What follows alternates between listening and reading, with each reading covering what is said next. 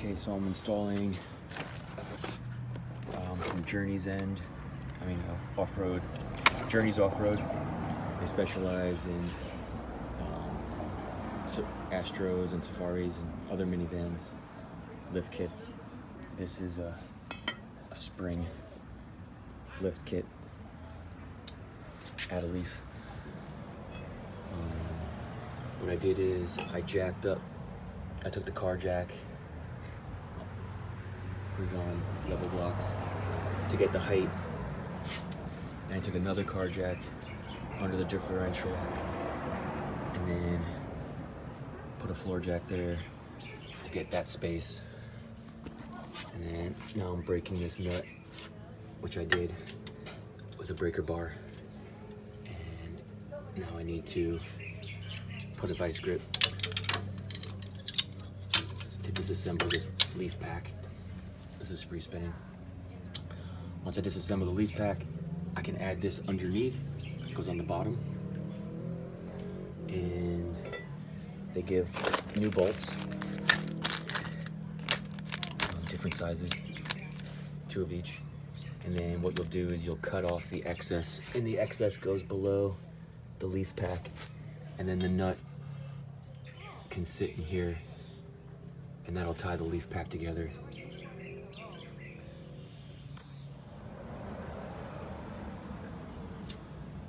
Okay, so I got the bolt off that holds the leaf pack together. Mine was lucky, no rust. Pretty easily came off with a breaker bar. I got my new leaf there clamped, squeezing it. I got my new bolt. I put the nut on. I kind of got an idea of how much to cut off ahead of time. I threaded the nut on and then used the grinder to cut the excess off. It's important that the nut is on so you can clean the threads, so that hopefully you could still get it back on later. So that's what I'm gonna do now. I'm gonna take this nut off. Hopefully it cleans the threads and I can thread it back on. And then I'll use the nut to sandwich that leaf pack back together. When you cut the nut, you're gonna wanna, if it's stiff, you're gonna wanna go back and forth without fully taking this off until these threads feel nice and smooth and clean. Because if you take it all the way off and it's not, you're never gonna get it back on. You can even, before you take this off, use one of your spares and see if you can thread it on before you take this all the way off. And if you can, then take it off. Okay, so I got the nut on, no big deal. I used the clamps to make it easier, to help me. As I tightened the nut, I tightened the clamps so there wasn't too much pressure on either one of them. And now I'm going to use my Sawzall to cut the little tit off so that it can fit down into there. And there's a little room, not too much. And it's not 100% tight because it was pushing off my socket.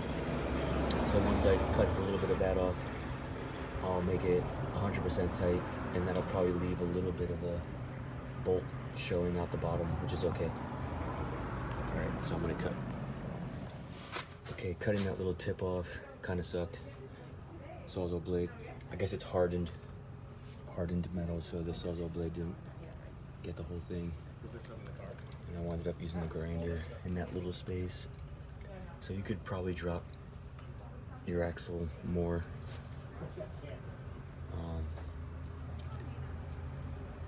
And then what you'll wind up doing now is using a ratchet strap, because you can see how that pin is no longer lining up. It should be over here. And that's because of the shock pushing and the weight of just this dropping going that way. So we're gonna start lifting that space there, closing it.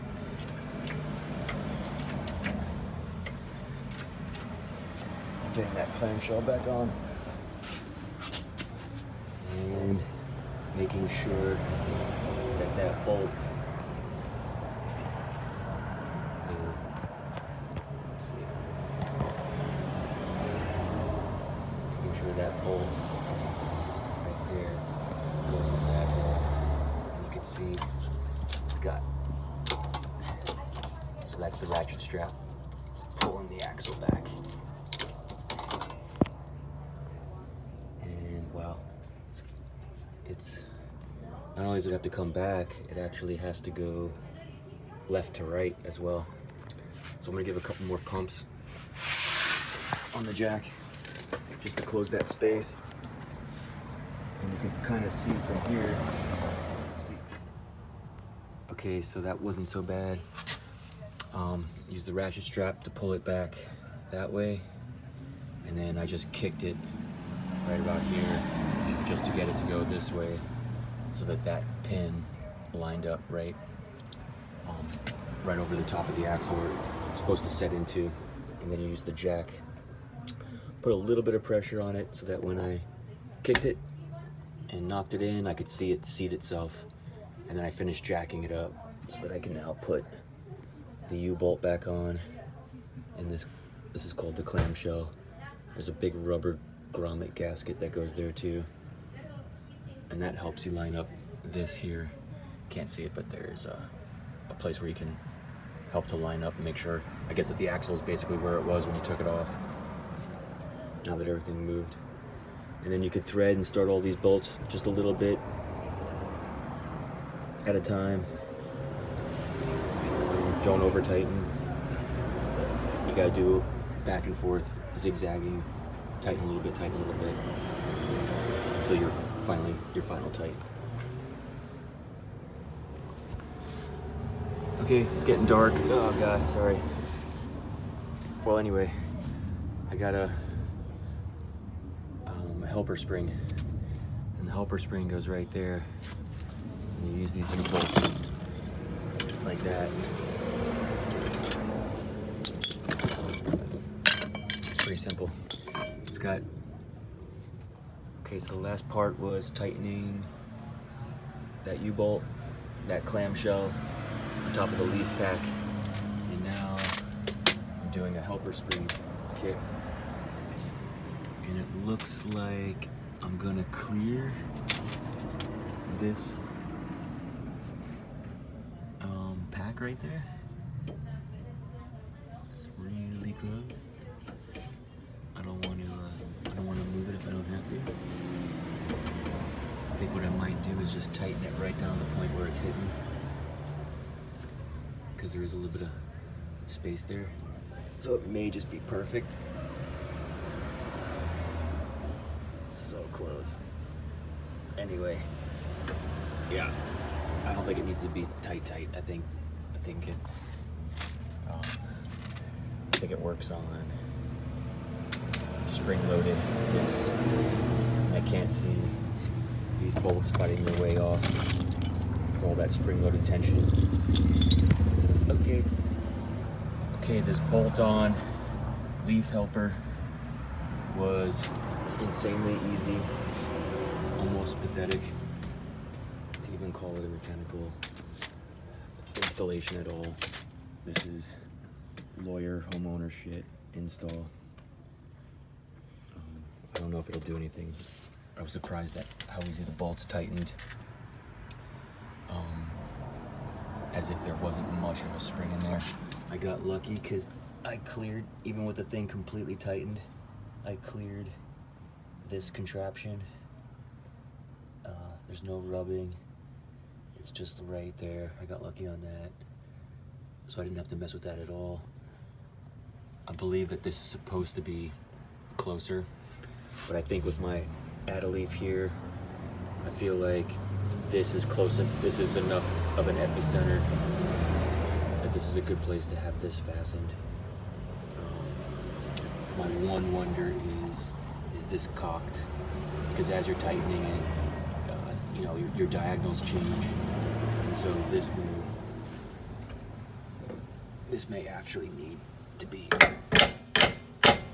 resting more that way after everything's said and done. Probably up there too, but it might find its own groove.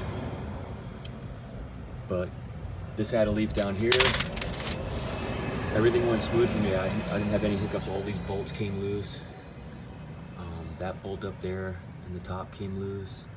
I was able to cut it. It seems like I lined it up where it's supposed to be. It doesn't look like it that, but if you go feel the other side down there, it has that same offset feeling. So, and I tried banging on it, and I unbolted it and tried to move it and scooch it and get it to go to center, but it seems like that's where its home is. And the other side, which hasn't been touched yet, same story. After I do my lift, these are a waste of money because the time those engage, I'm already fucking destroying my shocks. So this will never touch before that actually touches. So, whatever. They're like 30-40 bucks each. I wasted my money. Live and learn. Unless I get a extension kit to raise those up like 2 or 3 inches. And then even then they might not work. But that's what that leaf is for. That's what that leaf is for. That's what those springs are for. And then next is to do the shackles. I have the shackles. I'm not gonna do them tonight. I think I might go over there and just do what I did over here. I'm probably not gonna do this until I do the shackles because I put that in too soon. It's like 2 inches from crushing and just slamming right into the top of the shock. Once the shackles are on, it'll basically look like this as it sits down with all that space. And even with a ton of weight, I'm hoping that these leaf springs counterbalance all that weight. And so my bigger shock, which is not factory recommended, but it's for the lift kit, hopefully I don't destroy it. Okay, so after Journeysoffroad, addaleaf, and a helper spring, we're at 31, about a quarter.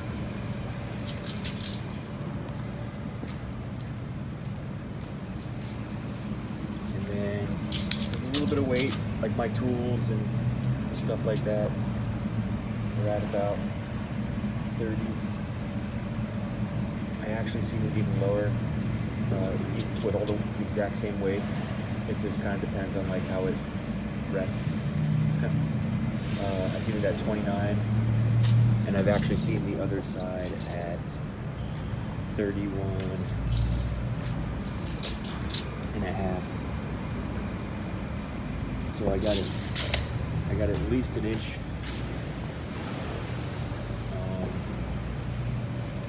I got it at least an inch in the addaleaf and the helper spring.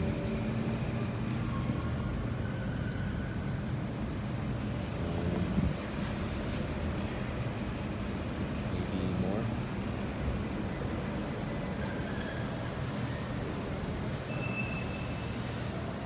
You can see it's like maybe 2 or 3 inches.